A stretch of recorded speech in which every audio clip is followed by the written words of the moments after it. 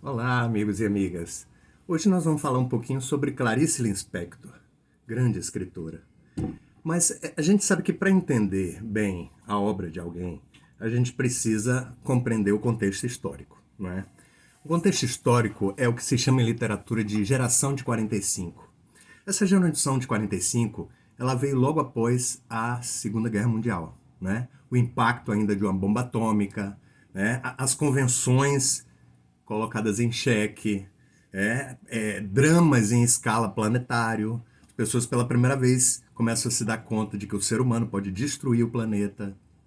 As pessoas se dão conta de que a devastação da natureza é um problema sério. Ou seja, o ser humano entra em colapso. Nunca teve uma crise existencial tão fundamentada, né? Como uma perspectiva de fim de mundo, não é isso? Então, esse ser humano em colapso, ele precisa ser explicado pela literatura. A literatura tem que dar conta disso, né? O foco de Clarice é muito as questões existenciais, né? Já foi dito que Clarice faz romance feminino, né? Então, desvendar essa intrincada lógica da psicologia feminina é a tarefa de Clarice, né? Mas não em grandes situações dramáticas, mas uma mulher inserida num contexto cotidiano. Clarice tem uma fórmula que às vezes se repete em alguns livros dela. Coloca a personagem numa determinada situação, uma situação que às vezes pode ser banal. Uma mulher que arruma um armário, uma mulher que volta para casa com suas compras dentro do ônibus, situações completamente banais. Só que algo acontece. Isso que acontece, que não é nada dramático, é uma situação também comum, mas aquilo desperta alguma coisa naquela pessoa, naquela mulher, né? E ela começa a pensar sobre a vida dela, refletir sobre o papel dela no mundo, na família, na sociedade, né? Então, alguma revelação é feita nesse momento. A personagem descobre alguma coisa.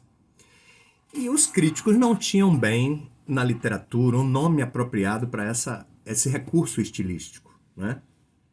De fazer a personagem entrar numa situação e passar por um processo de descoberta, processo de revelação. Então, suscitou-se o uso da palavra epifania, que é muito comum na religião, não é? No momento que o anjo apareceu para Maria, revelando que ela ia ser a mãe do Filho de Deus, isso é uma revelação, isso é um processo de epifania, né? Então, no momento que Clarice coloca suas personagens em determinada situação, onde ela aprende alguma coisa, onde ela amadurece, então isso é o processo de epifania. Outra coisa bem interessante também na estilística de Clarice quando ela quer mostrar essa relação conflituosa entre o sujeito e o mundo, né? Quando ela questiona a existência, quando ela coloca a personagem num processo de epifania, ou seja, de descoberta, de revelação, não é?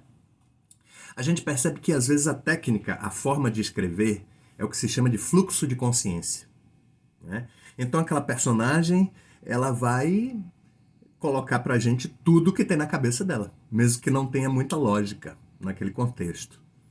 E é uma técnica de jogar para fora tudo que vem à cabeça. Daí o nome fluxo de consciência, né? Isso às vezes desconcerta um pouco os leitores de Clarice, não é? O leitor quer ficar mais confortável diante do texto, né? E às vezes quando percebe um raciocínio que não está muito planejado pelo escritor, que apenas ele bota para fora tudo que vem à cabeça, ele fica um pouco desconcertado, não é? A Clarice Lispector, ela é uma escritora que veio da Ucrânia, né? A família veio de navio, desembarcaram no Nordeste. Ela viveu, não chegou aqui bebê, né? Recém-nascida quando fez essa travessia de navio para o Brasil. Chegou aqui bebê no Nordeste, depois ela se muda para o Rio de Janeiro, né? Então ela fez esse percurso de Nordeste para o Rio de Janeiro. É uma pessoa muito reservada. Clarice era uma pessoa muito reservada. Morreu em 1977, né? Então já tem alguns bons anos que não somos agraciados com uma coisa nova de Clarice. Mas marcou muito a literatura brasileira, né? Investigou muito a psicologia feminina, analisou o ser humano inserido num contexto de sociedade que é pesado, né? Um contexto em que tem que dar conta de uma série de coisas. E dentro dessa série de coisas, né, às vezes as pequenas coisas são importantíssimas, fundamentais, porque de pequenos passos nós damos a caminhada, né? Então, a gente vê como no romance A Paixão Segundo GH, uma mulher que vai arrumar o armário e encontra uma barata. E há uma hesitação em relação a matar aquela barata. Então, uma série de descobertas acontecem ali, né? Em relação ao conceito de vida e morte, em relação ao desprezo que a gente tem por determinados animais, como se fôssemos os donos do planeta, né? Quer dizer, porque uma barata é um inseto, então a gente pode matar sem o menor constrangimento nem arrependimento. Quer dizer, então as personagens dela sempre passam pelos processos de descoberta, que é o processo de epifania em Clarice Lispector, não é? Então, existe alguma coisa em comum entre ela e um grande contemporâneo dela, que é Carlos Drummond de Andrade. Que a gente sabe que Carlos Drummond de Andrade também se preocupou muito, é o eixo central da temática dele, da poética dele, é a relação conflituosa entre o eu e o mundo, né?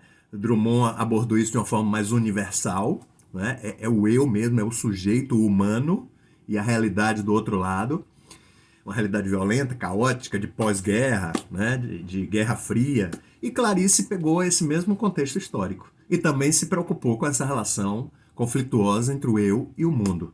Só que Clarice situa mais no contexto feminino, né? Esse eu de Clarice é mais o contexto feminino. É isso aí, galera. Clarice Lispector na veia.